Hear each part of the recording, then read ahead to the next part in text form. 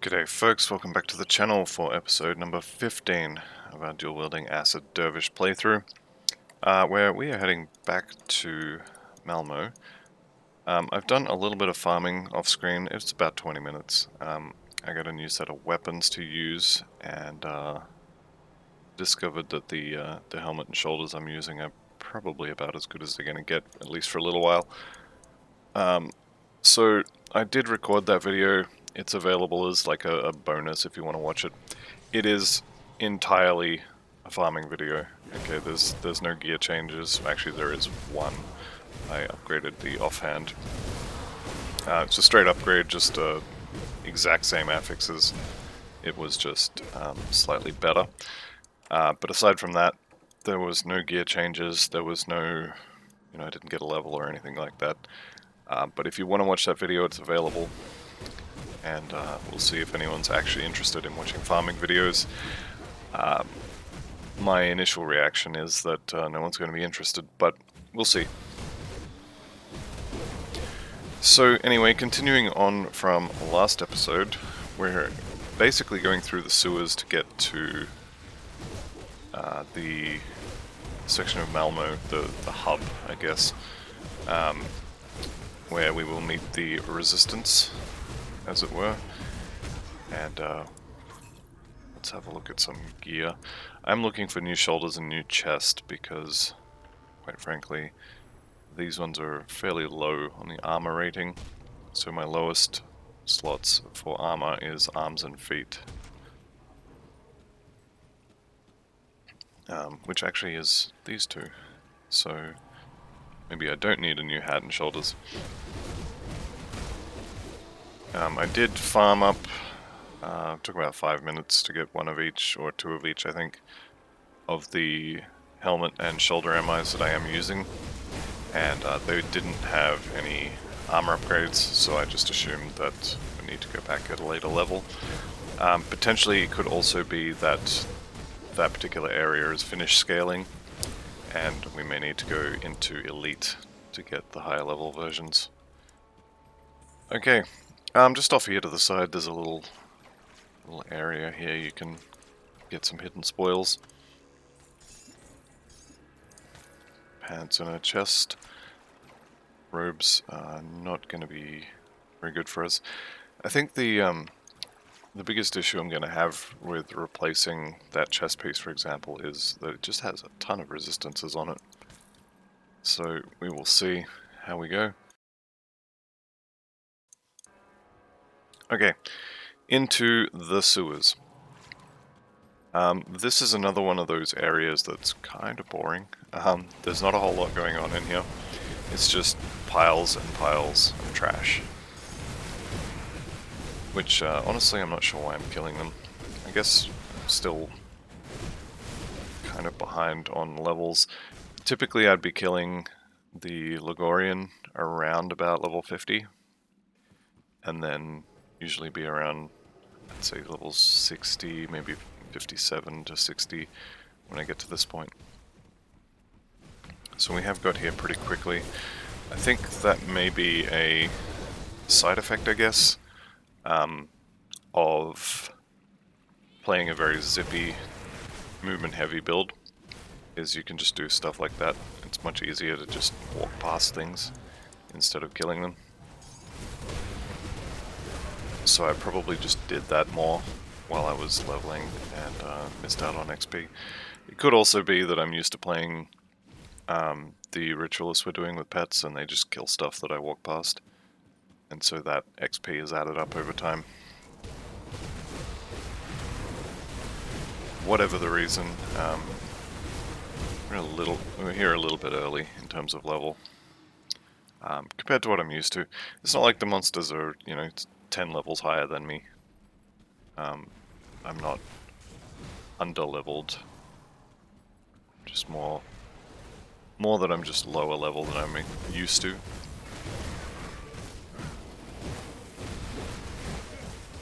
Kill a few off on the way. There is a little side area in the dungeon, or in the sewers here, that I may maybe going clear. It's a little bit scary, and it costs dynamite to get in there, so maybe not. But there's, if you find that the section of wall you can blow up with dynamite, just be aware there's a big golem boss back there. He hits like a truck, so just be careful. I forget exactly where he is. I think he might be over here somewhere. Anyway, looks like I walked past it without uncovering it on the map, and he doesn't drop anything I want, so I don't really care. Right, we've been sent to help. Okay, we'll talk to old mate here. Right, 53. We have 4 skill points, which means I think I missed a level, so probably this is 52 and 53. With 4 points available though, I had been looking at Ascension. I think we'll leave that for now at 10 points. This one appears to get stronger the more points you have, as in it scales sort of up, whereas normally they scale sort of less. They have diminishing returns, shall we say. So I have 2 options here. 1, more points in the bar to get towards Celestial Presence, or 2, we put more points in Righteous Fervor. We probably should max out Righteous Fervor, so that's what we're going to do. I'm going to pause here, realistically, until we get to Celestial Presence. All of these points are basically useless. Actually, that's a good point. I've talked myself into it. We need Celestial Presence to justify this massive pile of points. We now have, well, let's say I didn't put them in. That's 25 points in the bar, plus 1 here, 1 here, 1 here, 1 here. It's 29 points spent on getting us to this. And if we don't have this, then these are kind of, I mean, yeah, stats are nice, but they're kind of wasted. Alright, okay, we're gonna go kill some wagons. Alright, so, welcome to Malmo, to the city. It's a bit of a hellscape at the moment, but there is going to be just ridiculous amounts of elemental and aether damage just all over the floor, all the time. Everything you kill will explode and leave damage puddles on the ground. Everything you don't kill will cast spells and leave damage puddles on the ground. There's aether fire everywhere. It's a thing. So this is the Candle District. Pretty much everything from here on out is going to be aether and elemental damage. Not exclusively, but there's going to be a lot of it. And you can see our damage is starting to fall off a little bit. Alright, none of these MIs are likely to be any good, although I did see a Stonehide something or other. Stonehide shoulders of frostbite. That is a lot of pierce, a lot of bleed, and a lot of poison and acid resistance. And I'm not wearing it because it has less armor, and it would uncap my aether and reduce my chaos resistance, so no good. In this particular area, there's actually a decent amount of stuff to do. So we have a man and 2 children to rescue up the top here. You can see them just show up on the map there. What happens here is entirely random, and may end up killing old mate, but we'll see what happens. Let's see what he says. Is he gonna cooperate this time? So we talk to him. It doesn't matter what option you choose.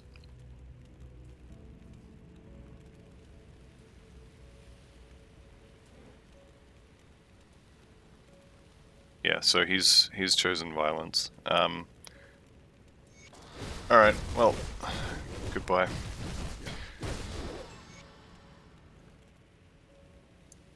So we'll send the kids to the Rift Gate. Chunk of XP is probably the best part about that. Okay. There is a guaranteed dynamite up ahead here. You can see just here. What is that actually? I think that might be for a different area.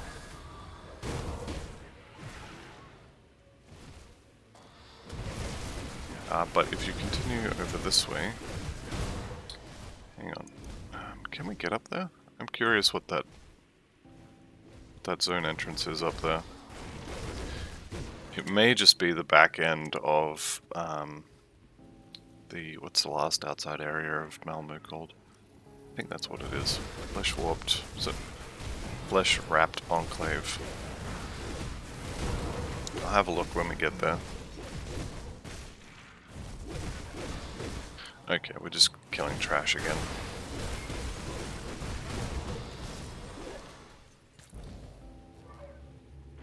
And still trying to run off the map.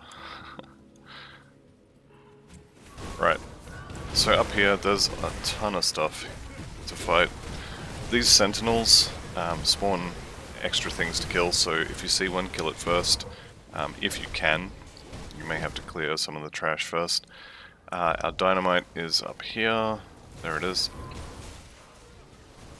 And I'm just going to walk away from the rest of that.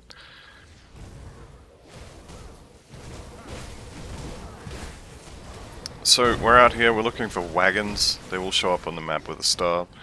We are also trying to open the gate and muting the mic to sneeze.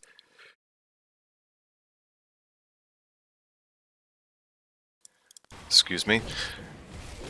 We are trying to open the city gate, which will be down to the south. We are trying to clear the 3 wagons. I'm pretty sure I've already walked past one of them, but here's another one. I took a wrong turn there, I shouldn't have come up the stairs. That's fine, we'll go back. Yeah, we want to go through the house over here. I say this pretty much every time I get to Malmo in one of these playthroughs. I hate the pathing in this entire city. You'll get halfway up a set of stairs and you'll move your mouse like 1 pixel off the stairs, your character will turn around and run back down. You'll get stuck on terrain. This whole place is just awful for pathing. Okay. One of the rare cases where one of the hidden loot chests has a blue item in it.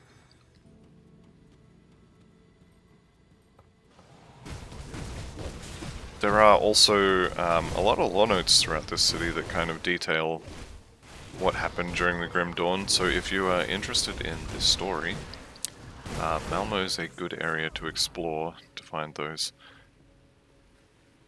As I said before though, I'm not going to be really covering that.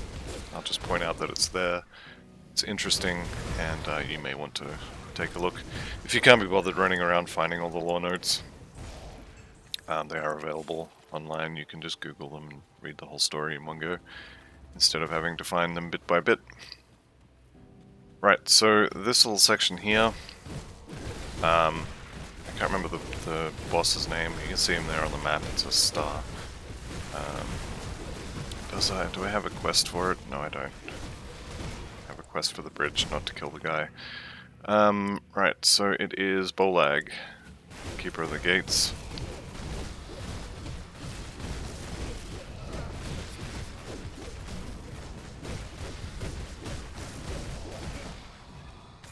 Okay, down he goes. And now we will open the gates. Go say hi to our friends. And then we have 2 more wagons to take care of. So there's Creed. We'll send him in. And we will head back this way. What was that Skyreach stash? Yeah, that's definitely not something I'm interested in. Right, so looking on the map for stars, I know that they are all at ground level. because it would be very difficult to get a cart that size up onto a roof. I think I missed the first one actually. Up here. It's in this section. So actually I'm going to go back to the sewers, and then I'm going to run out back out the door.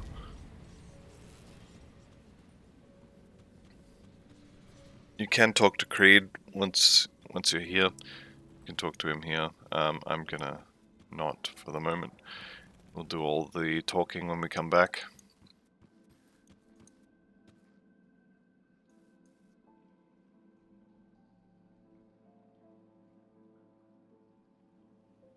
Okay, so I'm pretty sure, as I said, it's over here.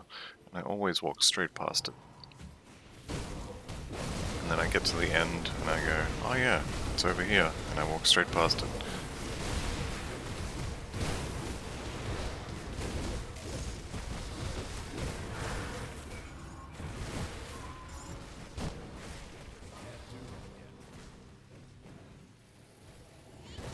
Okay, watching the map a little more closely. Which I'm pretty sure it's over here. There it is.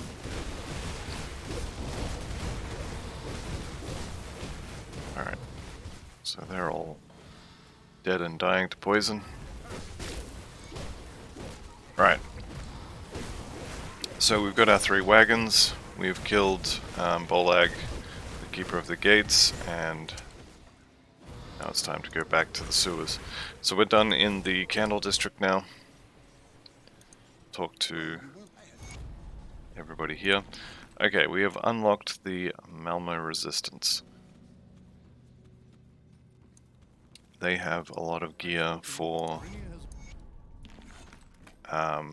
physical damage, basically. And they also have the XP potions for this game. Now, if you are interested in leveling alts, you may want to do all of the expansion here and then just do a little bit of farming at the end, and you will have enough reputation, or you can get enough reputation in normal in order to unlock the XP potions. They will give you more levels. If you are planning on following what I'm doing, I won't be doing that. I find all it ends up doing is you end up being, level 70 to level 80 when you finish normal, and you're just constantly over-leveled. You will struggle to find gear if you are that far in front of your level. I think most of veteran / normal kind of stops scaling in the 50 to 60 range, and it's only the DLC, so only Forgotten Gods and Ashes of Malmo will actually scale higher than that. So you run the very real risk of being level 70 and having level 50 gear because you happen to be using an MI from one of the earlier acts, and you haven't gone to Elite yet because you're still doing normal stuff. So I don't like using the XP pots. With that said, there's no reason you can't if you're into that. They are mostly, I think, designed for leveling alts.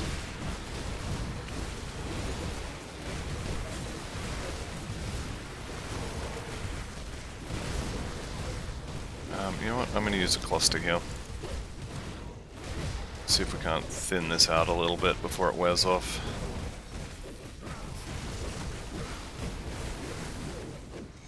Don't be afraid of using your Aether clusters either. There's no point having them if you're never going to use them. Okay, Praetorian, Crow Abysmal. I think all of this is just going to be sold.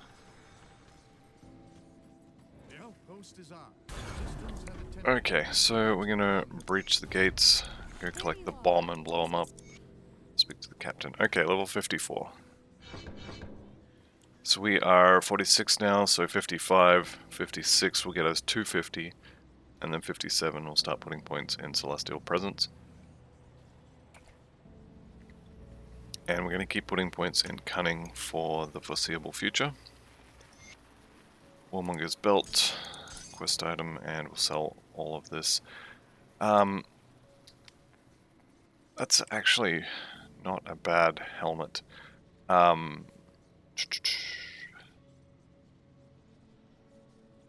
What does our current one actually give us? Acid damage to righteous fervor, attack speed. Yeah, that's...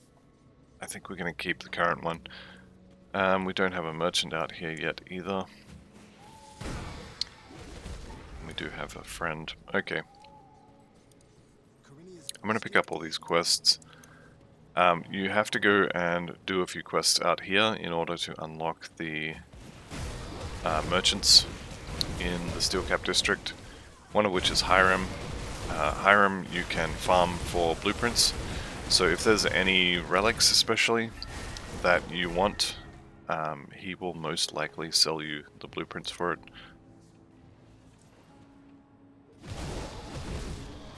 You may have to reset his inventory a few times to get them,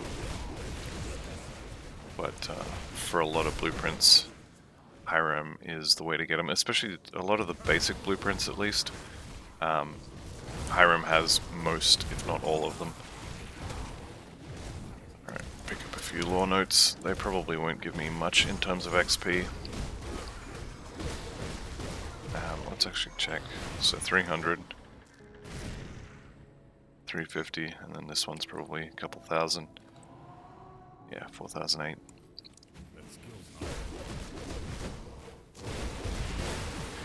So one more level, we get some new weapons to play with. And then after that, I think 70 is the next time I'll be looking to get some new weapons. We may also have access to the Wendigo cult by then. Actually, let's have a look. How do we do for Barrowhome?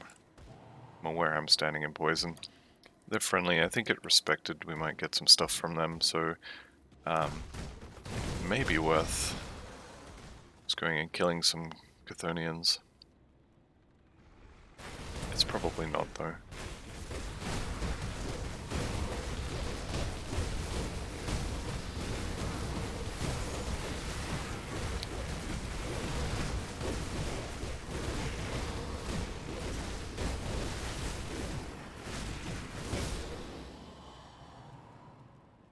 Alrighty.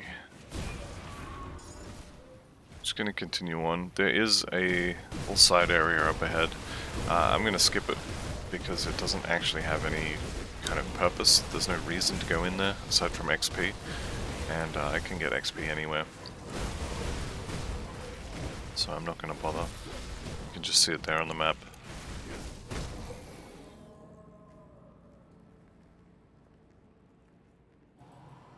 We do, however, have to run past it. And I forgot to get the supplies while we were here.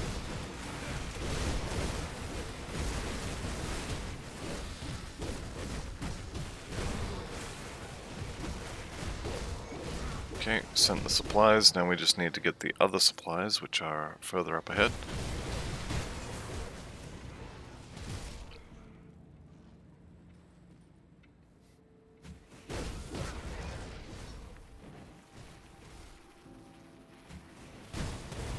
Okay, this looks like it could be a little bit scary. Let's just make sure we're using Ascension and kill off as much as we can, and then try not to stand in poison. So you can see there's a lot of goop on the ground. All of that damage will add up. While you have Ascension active, it will reduce a lot of the damage over time portion of that damage to basically nothing. But then when Ascension falls off, you'll suddenly start taking huge amounts of extra damage because every tick is no longer being reduced by 100 damage.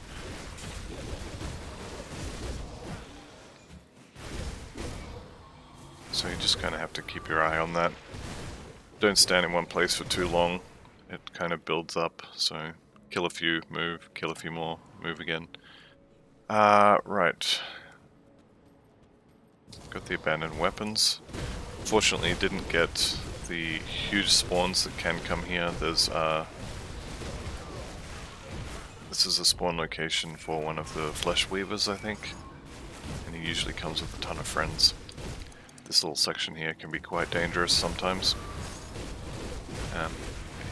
Not being here though means he's going to be up by the dynamite side instead.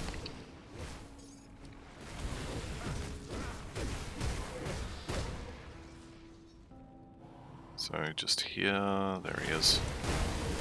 Fleshweaver, her axis.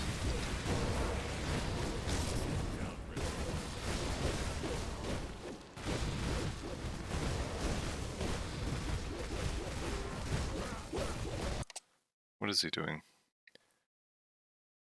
Okay, resistance reduction for elemental and aether, so this is why I usually find this area to be so bad.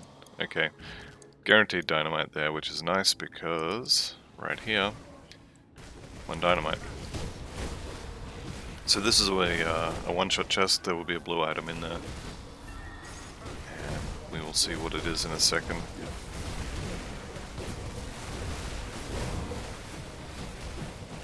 Ascension very quickly becoming one of my favorite buffs in this game. Already done that. Right, so Richter's stash. One-shot chest. There's our blue item, and it's rubbish. Well, I shouldn't say it's rubbish, but it's not as good as the purple we have. And it's for arcanists, not for melee characters. Alright, so and we just head on through here.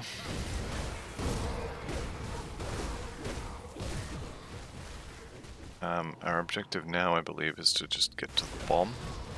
There's a few other things to find along the way.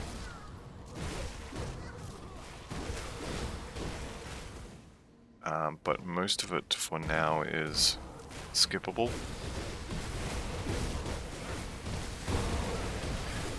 Our Gargoyle, the Plague Bearer, died to poison. Guess poison and disease not entirely the same thing, but close enough. He should be able to survive that much better.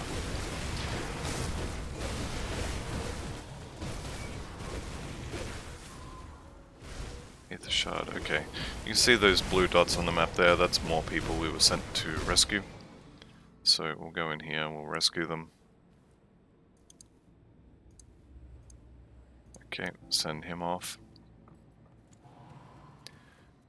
Now, I think it's just up here on the right. There'll be a bridge to cross. At the other side of the bridge will be a bomb and a door. Bomb opens the door. On the other side of that door will be a rift gate. So what I'm going to do, I'm going to drop a portal here, pick up the bomb, run up here, and we're going to kill all this. I'm going to open the door with the bomb, go through, say hi to Creed, or Ulgrim. Is it Ulgrim? It's Ulgrim now, okay. And then we're going to go back to my rift gate.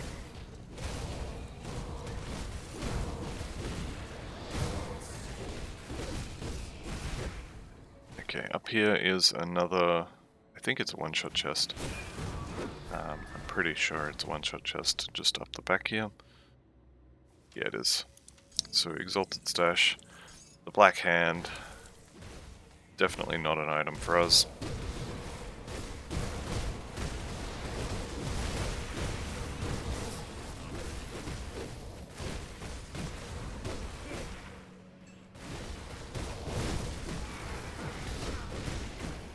Okay, and we need to go through these buildings because there's a few more NPCs to save.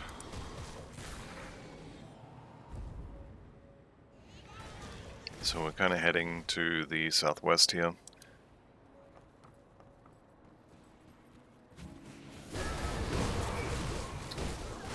This little section here is completely optional. Alright, you can see there on the map the NPCs we're looking for. So we'll just head down there. You can get to these guys from, if you take a left here, you can get these, but you have to come back and get these ones anyway, so it doesn't make a huge difference. Okay. So that's them done. We'll go back to the Steelcap district and turn everything in. We also have our blacksmiths and stuff now. Okay, there we go. So, where's Hiram? He's not talking to us yet. Okay, still not talking to us. I think we probably have to leave and come back. 2 more points in the bar. I am actually going to just leave. I want to go check Barrowholme's stuff.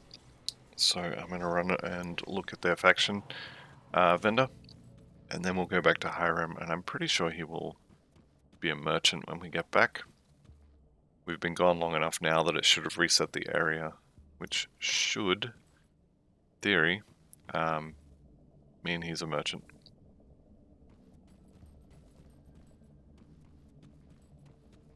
Alright, quartermaster here. So this is respected. This chest guard could be good. We have 10 levels to unlock that. Elite Act 2 doesn't have a lot of Chthonians, neither does Act 3, so we'll be pushing it to get this unlocked. That said, it is pretty good.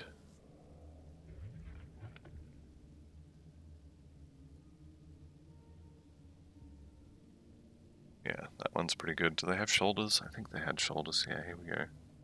Wild Spaulders plus 3 to lethal assault. So these two could be good. Once you get to Honored, I think there's a poison weapon in here. I think there's a poison weapon here. There it is. The Wendigo Jawbone. Level 84. Not a huge upgrade over Gnavakar's Sting, but it is an upgrade. You still get the +2 to Righteous Fervor, and the Acid Spine Nova is on attack, not when you get hit. So that'll be good. We have also got new weapons, so let's go do that. Okay, the easy one is this one. So Plague Bearer's Sting of Corrosion, and this one on there. We are going to keep the add-ons, because they are actually a little bit expensive. So, decent but not amazing. Weapon upgrade.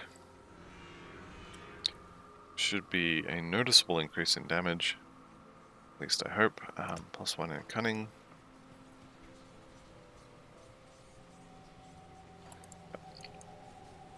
Okay, back to the Steelcap district. As I said, Hiram should now be a merchant. Yep, there he is. Okay. I'm not sure of the exact trigger for making him a merchant. I'm pretty sure it's acquiring both of the supplies, but it may just be one of them. So you have access to a few monster infrequents. You also have access to relic blueprints. This blight one is actually the one, or one of the ones that I was looking for. Added acid damage, % acid damage, attack speed, all good. Blight itself is also pretty good. I believe it's an aura. Very nice. Gluttony itself, the proc on it is all vitality damage, and we're kind of getting to the point where that vitality damage is, it's not being scaled at all by our stats. So if we go down to magical here, if we look at acid, it's 600%, and then if we look at vitality, 174. So this is going to be from % all damage things, I guess. I fully expected that to be a lot lower than it is, although vitality damage on that, we probably have a piece or two.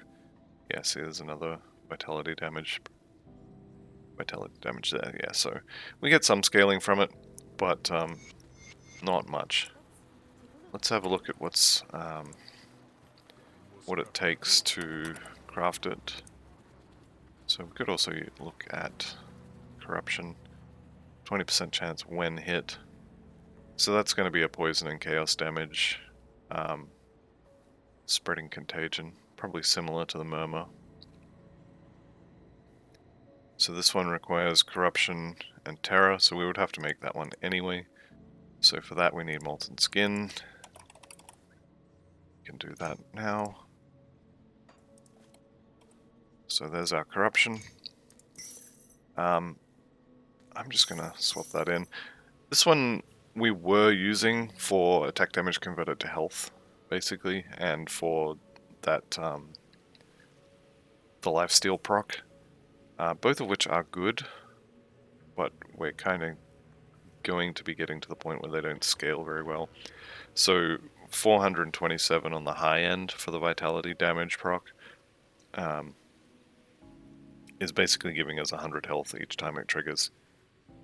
So it's not amazing. Blight is effectively an upgrade for corruption. What is that? Terror and corruption. Yeah, okay, so what's involved in terror? A lot of stuff. So maybe we'll just use corruption for a bit. I can't be bothered, to be honest. I don't know if we have... Do we even have the bloody whetstone? We don't have it, so I'd have to go find that. That might be something to look up in between episodes. Just go with corruption for a little bit.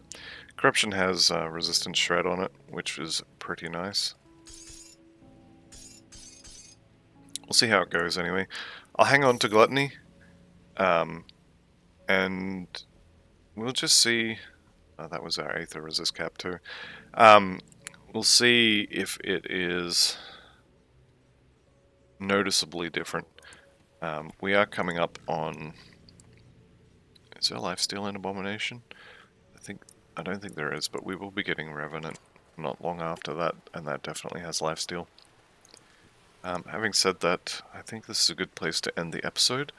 So that'll be it for this particular episode. So thank you all for watching, and I'll see you in the next one. Bye for now.